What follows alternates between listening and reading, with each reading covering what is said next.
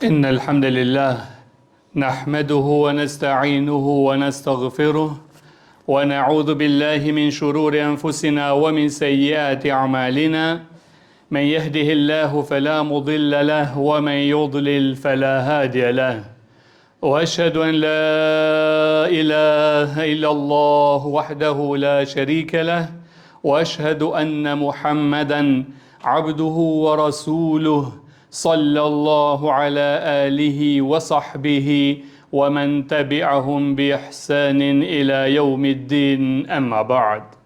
Falenderimet, lavdrimet, adhurimet, hamdi i qoftë vetëm Allahut Azza wa Jall, ndërsa salavatet dhe selamet të përzemërta i dërgojmë shëmbëtyrës tonë Muhammed Mustafa sallallahu alaihi wasallam, familjes së tij, shokëve të tij dhe të gjithë atyre cilët e ndjekin rrugën e tij deri në ditën e gjykimit. Allah na bëj prej tyre, amin. Vëllezër të dashur besimtar, tema të cilën fillimisht e përkujtoja veten time, pastaj inshallah taala do t'ju përkujtoj edhe juve, ka të bëjë me temën pas bajramit të Kurbanit, a do të vazhdojmë rrugën e adhurimit. Vëllezër të dashur, duhet ta dim se Allahu i madhëruar ka caktuar ditë, kohëra dhe vende të veçanta brenda vitit, që në ato kohëra dhe në ato vende të veçanta, nëse ne realizojmë, praktikojmë mësime, ibadete të veçanta, nëpërmes tyre ne afrohemi te Allahu xhalleshanuhu, nëpërmes tyre na shtohen begatit e Allahut të lartësuar.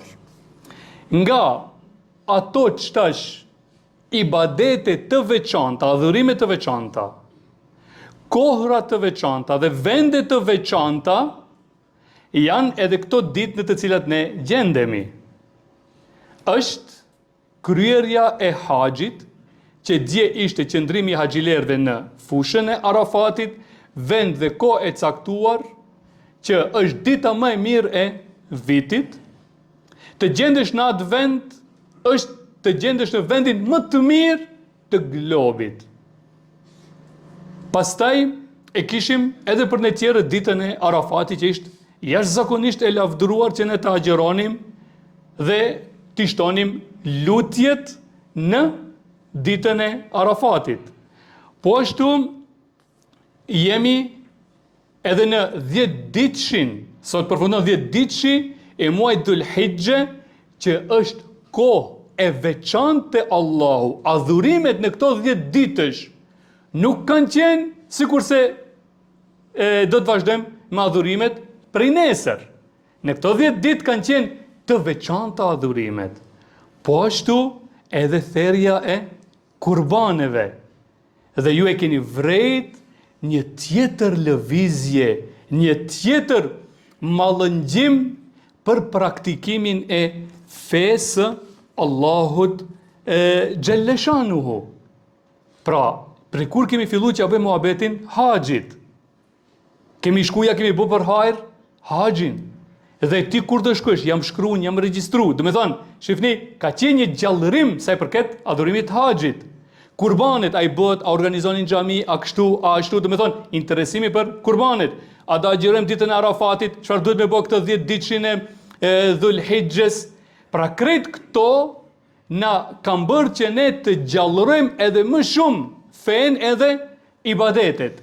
Mirë po, qëtash me përfundimin e këtyre ibadeteve, dë theret kurbani, dë përfundone haxhi, dë kryen 10 ditët e Dhul Hijjes. Fatkeqësisht, një numër bukur i madh i vëllezërve dhe motrave kthehen në gjendjen e parme para se me qenë këto ibadete dhe adhurimet veçanta. Apo kthehen në adhurues sezonal.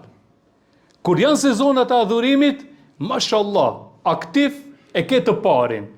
Po me përfundimin e këtyre, a i kthehet në avazin e vjetër. Kjo nuk është në rregull, vëllezër. Kjo nuk është në rregull. Edhe një herë ta sqarojmë, ta kapim këtë pikë, shumë e rëndësishme. Muslimani në këto ditë, kohëra, vendet veçanta, i ka bëu Allahu që të rritemi edhe më shumë, të afrohemi më shumë begati, të shfrytëzojmë. Mirë po, jo ne të jemi vetëm adhurues në këto sezone. Ne në vazhdimsi duhet adhuruar Allahun, jashtë sezoneve, po sezoneve të veçanta vetëm që duhet të forcohemi më shumë. Ta provojmë kështu dhe atëherë kemi arritur qëllimin e ibadeteve dhe adhurimin e Allahut xhalleshanu. Po nëse ne me përfundimin e sezoneve përfundojmë edhe ne, elhamdulillah kemi marrë shpërblime, po nuk kemi bërë ndonjë ndryshim real në veten tonë. E Allahu i sjell këto kohrat veçanta që të bëhet një ndryshim edhe më i madh. Çfarë thot Allahu në Kur'an? Wa'bud rabbaka hatta ya'tiyaka al-yaqin. Thot, dhe adhuroje Zotin tënd derisa që japi shpirtin atij. Pra në vazhdimsi, në gjithmonë duhet të jemi në adhurim të Allahut permanent. Po në sezona vetëm që duhet me i shtu edhe nëpërmes tyre me u afru edhe më shumë. Për atë, nga shenjat e adhuruesve të sinqert të Allahut xhalleshanu, jo të sezonierëve, çfarë është vazhdimësia. Pra ata vazhdojnë me sinqeritet në vazhdimësi të adhurojnë Allahun. Është përullësia pas bajramit, nuk mendojnë se mbaruan detyrat, pa edhe mbas bajramit i vazhdon detyrat. Mirënjohja e falenderon Allahun madhruar që i dha sukses dhe të njëjtën kohë pas falenderimit kërkon nga Allahu që t'i ndihmoj edhe në vazhdimin e tyre. Thot pejgamberi alayhis salam, "Ahabbul a'mali ila Allah wa in qall." Puna më e dashur te Allahu është e vazhdueshme dhe nëse është e pakt. Apo pak ama e vazhdueshme. Kjo është më e dashur. Dhe kur vin sezonet, i shtojmë edhe afrohemi dhe arrit qëllimi më i madh. Bajrami, o vëllezër dashur, është testi i vazhdimësisë. Bajrami është test sot. A do të vazhdojmë me këtë atmosferë, për edhe nëse jo, nëse bjen pak intensiteti i atmosferës, kurbani, haxhi dhe ditët e Dhulhijhes, edhe nëse bjen, ama të paktën të jemi rritur dhe të vazhdojmë me një nivel edhe më të fortë se sa që ishim, mos të kthehemi sikur se ishim më herët. Pra bajrami thjesht është test i vazhdimësisë dhe jo i përkushtimit. Për atë lutja më e shpesht e Muhamedit alayhis salam, lutja më e shpesht, edhe në pozitën më madhështore, në sejdë, paramendon në sejdë, kur jemi më afër me Allahut, a dini cila ishte lutja më e shpesht që e bënte ai? Është kjo: Ja muqallibal qulub, thabbit qalbi ala dinik. O ti që i kthen zemrat e njerëzve, ma bëj zemrën time të qëndrueshme, të vazhdueshme, të vazhdoj une në nivel më të lartë, në sezona vetëm të arris nivelin edhe që më i afër dhe më i dashur të Allahu. Pra, o ti që i rrotullon zemrat e njerëzve, të lutem për qëndroma, bëma të qëndrueshme zemrën time në fen tënde. Pra, të mos bëhemi musliman sezonal, por të jemi musliman të përditshëm në namaz, sjellje, mendim e vepër. Lusë Allahun e madhruar me emrat e tij të bukur, të cilësitë e tija të larta, t'ua pranoj haxhilerëve, lutje dhe adhurime tjera. Po ashtu lusim Allahun e madhruar na pranoj kurbanet tona, adhurimet tona, lutjet dhe gjitha veprat e mira të cilat ne i kemi bërë. Lus Allahun xhalleshanuhu të na bëj që të adhurojmë Allahun në heshtje dhe në dukje, në bajram edhe pas bajramit.